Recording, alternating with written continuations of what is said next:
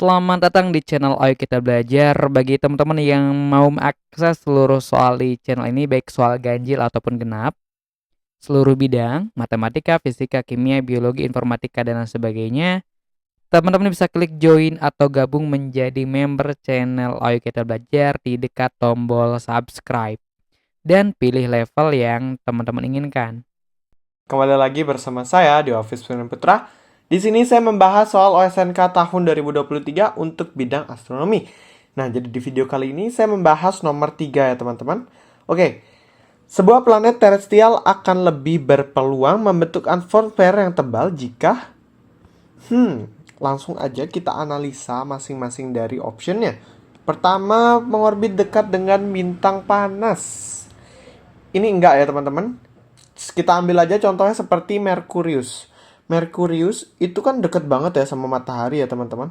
Nah, akibatnya Merkurius ini, atmosfer Merkurius ini, yang pertama pastinya bakal lebih tertarik dengan gravitasi matahari dong. Ya, yang kedua, karena dia dekat sama matahari, otomatis angin matahari ya itu akan kayak menyapu atmosfer dari si Merkurius ini, yang menyebabkan atmosfer dari Merkurius ini sangat tipis, kayak ya hampir nggak ada lah gitu, karena dua hal tersebut.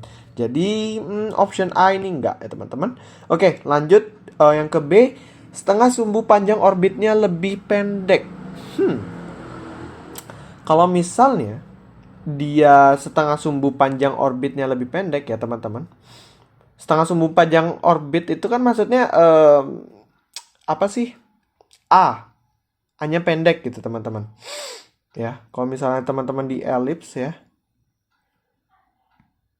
misalnya ini merupakan bintang utamanya, ini planetnya.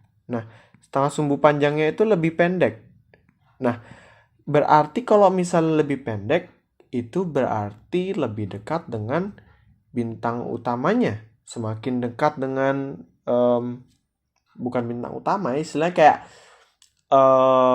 objek langit primernya ya, maka dia atmosfernya akan pasti lebih tertarik dengan si massa yang lebih besar.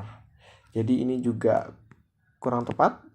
Yang ketiga, memiliki massa lebih kecil. Semakin dia memiliki massa lebih kecil, maka gaya gravitasinya itu semakin lemah. Otomatis ya nggak bisa menarik atmosfer yang tebal gitu.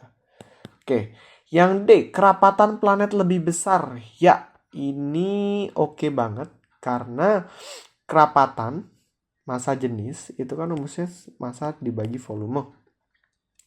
Jadi kayak dia semakin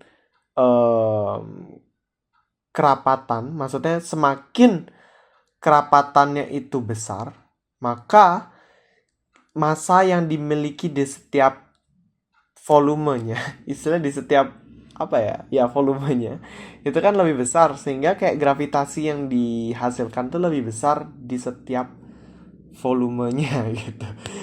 Yang menghasilkan dia akan menarik atmosfer yang lebih banyak. Jadi ini kita centangin aja dulu ya guys. Untuk yang terakhir, memiliki kecepatan lepas yang lebih kecil. Oke, kecepatan lepas teman-teman. Kecepatan lepas itu kan kecepatan yang diperlukan oleh sebuah objek langit, oleh sebuah benda ya teman-teman, untuk bisa lepas dari gravitasi yang ada di dekatnya. Nah, kalau misalnya dia memiliki kecepatan lepas yang lebih kecil, maka otomatis gravitasi dari benda utamanya itu lebih kecil teman-teman. Karena kalau misalnya dia gravitasinya lebih besar, itu butuh kecepatan yang lebih besar untuk lepas dari gravitasi tersebut. Jadi ini juga salah. Jadi option yang paling tepat itu yang D ya teman-teman. Oke. Oke, jadi segitu aja untuk pembahasan nomor 3. Kita ketemu lagi di soal selanjutnya. Dadah!